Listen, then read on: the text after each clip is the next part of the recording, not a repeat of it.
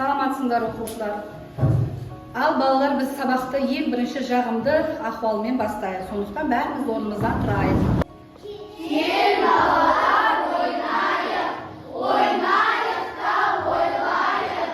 Қандай сұрақ болса да таппай оны қоймайық. Ал балалар, біз сендерге үйге қандай тапсырма беріледі? Кім айтады? Менің атым Қожа повесін толық оқып, түсініп оқуды бердіңіз. Түсініп, оқып-беруді бердік, иә? Өте жақсы. Ал ендеше балалар, менің атым Қожа повесі. Біз бірінші мақсатымызбен таныстырып өтейік, сабағымызды. Бүгінгі сабағымыздың мақсаты әдеби шығарманың тақырыбы мен идеясын анықтау, әдеби шығармадағы екі нәрсені салыстыра суреттеулер мен қарама-қарсы суреттеулерді табу, шығармадағы автор бейнесін анықтау. Жетістік критериямыз балалар. Әдеби шығарманың тақырыбы мен идеясын анықтайды, шығарманың мазмұнын түсінеді, өмірге байланыстырып өз пікірін білдіре алады. Ал енді балалар, дескрипторымыз. Бүгінгі сендерге баға қоятын дескрипторымыз мынау тұстағы. Мәтіннің негізгі идеясын анықтайды, мәтіннің мазмұнын түсінеді, мәтінге жоспар құрайды, кейіпкерлерді ажырата алады. Бірінші біздің айдарымыз кім жылдам? Бердібек Соқпақбаев кім? Айда ғой. Бердібек Соқпақбаев балалар жазушысы. Дұрыс, жақсы. Жазушының қандай шығармалары бар? Жазушының балалық шаққа саяхат, қайдасың Гаухар, өлгендер қайтып келмейді, 16 жасар чемпион, менің атым Қожа атты повестері бар. Өте жақсы. 16 жасар чемпион қандай жаңа нұсқаға ие болды? 16 жасар чемпион жекпе-жек жаңа нұсқасына ие болды. Өте жақсы. Жазушының атын ерекше танытқан қандай туынды? Менің атым Қожа повесі. Өте жақсы. Менің атым Қожа фильмі туралы қандай мағлұмат бересіңдер? Менің атым Қожа повесі әлемге танылған повестердің бірі болып, олар украин, орыс тілі және француз тілдеріне аударылған. 1963 жылы ол Қазақфильм киностудиясында экрандалып, 1967 жылы Канндағы фестивальда жүлдеге ие болды. Өте жақсы. Менің атым Қожа фильміндегі Қожаның рөлін кім сомдады? Нұрлан Сегізбаев орны. Дұрыс. Бердібек Соқпақбаев автор туралы да біраз деректер айтып өтейік. Алматы облысы қазіргі Райымбек ауданы Қосөбе ауылында туған. 1924 жылы 13 қазанында дүниеге келген. Балалар әдебиетінің негізін салған. Дұрыс. Шоқтағы биікті дара тұлға аса биік дарын. Дарын. Менің атым Қожа 1957 жылы жазды. Ал енді балалар, мен жазған дүниелердің ішінде жұртқа көбірек танылғаны менің атым Қожа повесі болса керек. Бұл шығарманың әуелгі аты өзім туралы повесть дейді. Ендеше біз повеске үңіліп қарайық. Ойлан тап айдар бойынша сөйлейік. Ал кейіпкерлер туралы қандай оқиғаны білесіңдер? Кім айтады? Қожа негізі жаңа деген қыз неге кеткен соң Қожа әжесіне көмектесіп бай елеп отырған. Кейіпкер туралы әңгімелер. Қожаның баласы Дәулет. Ол жерде Қожа мен оның досы Сұлтан жайлауға шыққан. Қашан кіммен кездесті? Қожа жайлауға кетіп бара жатып, Қожаға айтса, сіріңкелерің бар ма? Болса 5-6 қалың беріңдер. Қай сәт? Жанар мен Жантас екеуі кітап қарап отқанда Қожа мектептің кабинетінің ішіне кіріп келіп Жантастың бетіне сия атады. Бұл қай? Айта ғой. Бұл Қожаның ауылға мал қойларын жинақтан нелерге кейін малға кейін сол жерде түйелерді қызықтырып. Ал балалар, ендігі келесі айдарымыз тыңдалым айдары. Мұқият тыңдаймыз, содан соң жауап береміз. Бұл жерде Сәйбек қарт Қожаға шай ішесің бе дейді. ол қожаға шай берді. Кейін сен әкеңе ұқсағансың деп айтады. Ол кезде қожа үстелдің басында отырған кезде Сәби қарт келіп шай ішесің бе дейді. Қожа иә деп сосын шайын құйып бергеннен кейін рахмет дейді. Сосын сен бұл жерде жай жүрсің ба? Ал енді тыңдайық. Сен атамысың, жоқ атам мен. Енді екінші тыңдауымды көріп алайық. Бұл тұста өзі қожа жабық кеңес өзін тәртіпке салатын болады. Сол кезде апасы келіп не істеп жатсың дейді. Сол кезде өзіме жабық кеңес өткізіп жатырмын. Мазаламаңыз. Енді біз тыңдауымды соңына дейін тыңдалады. Жабық кеңес ашық деп тәрелді. Күн тәртібіндегі мәселе біреу. Тәртіпті оқушы болу үшін қожаның не істеуі керек? Енді әріптер сөйлейді тәсілі бойынша сендерге сұрақ қойып, балдар сендер осы сұрақтарға не істейсіңдер? Жауап бересіңдер. Қожа қандай бала балдар? Алайда ол. Қайратты бала. Оның мақсаты не балдар? Жақсы бала бол. Жақсы бала болу. Жеңімпаз болу. Қандай болуды қожа армандады? Беделді. Бақытты. Ол қандай еді өзі? Еркін бала дейді. Еркіндікті қалады. Қожаға Жанар неге сөйлемей жүрді? Оған Ренжіді. Басты кейіпкер сөзінің дейді, орысша аудармасы қалай болады балдар? Айта қойшы. Главный герой. Не главный герой деген. Келесі. Қожа нені жақсы көрді? Еңбекқорлықты жақсы. Еңбекқорлықты жақсы көрді. Ержүрек. Қожа түзелу жолында неге тырысты? Намысқа тырысты. Нақты ой дейді. Тамаша. Нақты мақсат қойды. Постер қорғаймыз балдар. Қазір мен сендерге бірінші топқа Майханова туралы ханым туралы, екінші топқа біз Жанар Қожа мен Жантасқа салыстыру жасаймыз.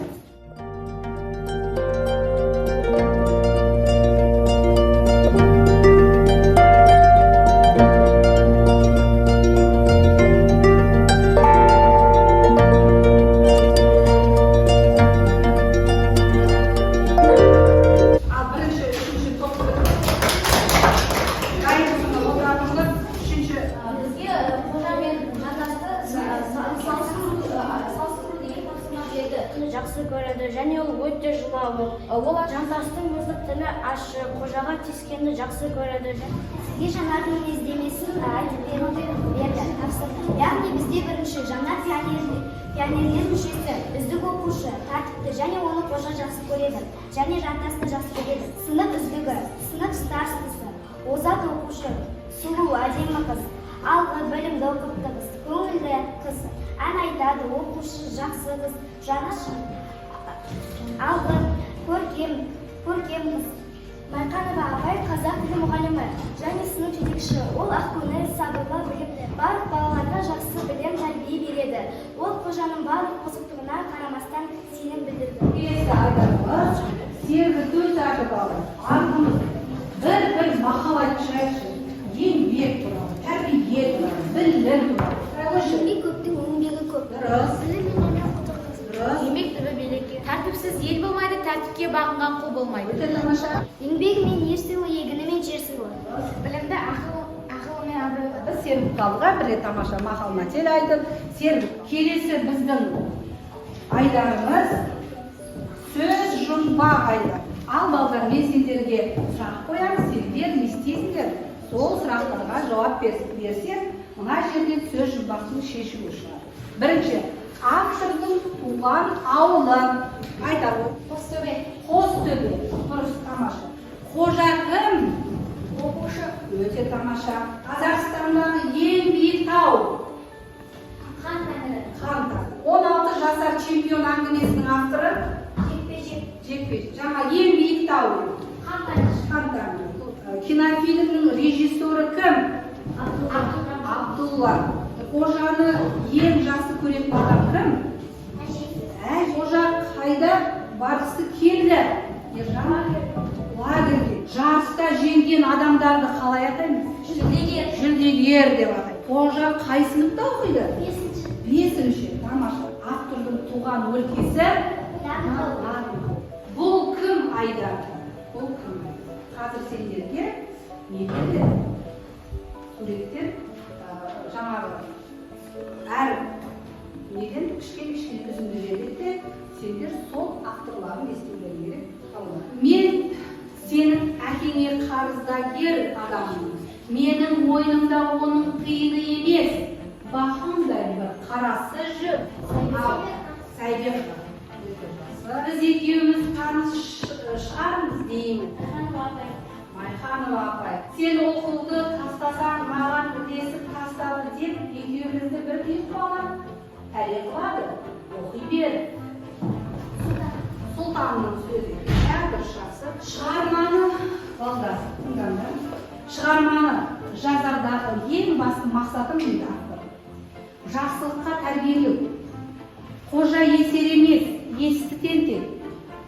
Бір көрген адамға жаман бала, қиын бала болып, кейін мүлдем өзгеріп, жақсылардың қатарына қосылып кететін балалар аз емес қой, деп автор сөзді соқпай айтады.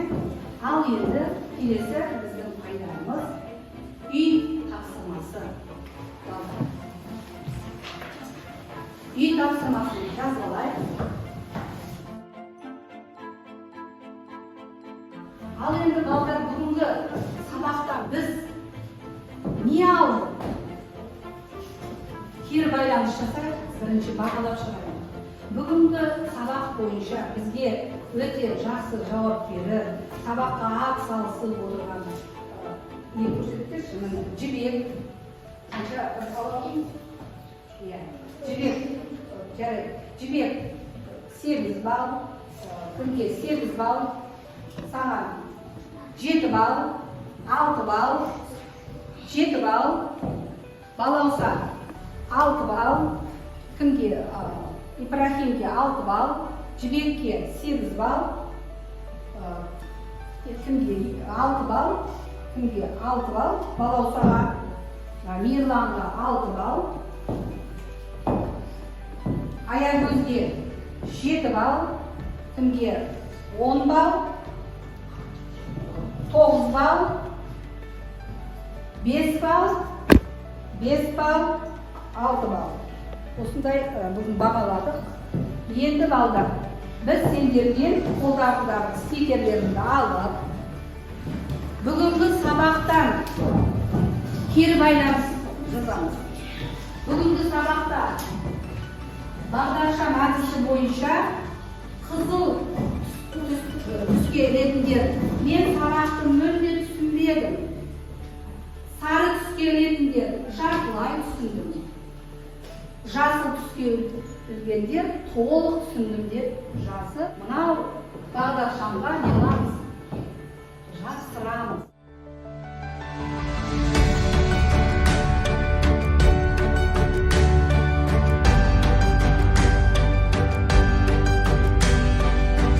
Менің байқағаным бүгінгі сабақты барлығымыз толық түсіндік деген келген сияқтымыз, себебі сабақтың барлығын бастан аяқ қарсы сабақта өз белгілерін көрсетуге белсенділіктеріміз бар. Ал ендеше тағы қорытындылап бір-екі ауыз сөз айта аласыңдар ба? Тәртіп туралы. Осы повесті сендер жаңағы оқыдыңдар, оның бүкіл қожаның бойындағы қасиеттерін көрдіңдер, білдіңдер, оқыдыңдар. Енді осыда қандай ой түйеміз? Бір адам сөйлесінші. Осы қожа сияқты болған дұрыс па? Еріншек болмау керек. Ақылды, білімді болу керек. Негізі қожа негізінде тәртіпті бала, себебі оған әділетсіздік көп жасалғандықтан ол сотқар болған. Негізі қожа өте тәртіпті бала. Қызық тәртіпсіз болмау қажет, оның орнына тәртіпті болуымыз қажет. Өте тамаша. Білімді болуымыз керек деп біз өз ой түйдік, балдар. Ал рахмет, бүгінгі сабағымыз осымен балдар аяқталды.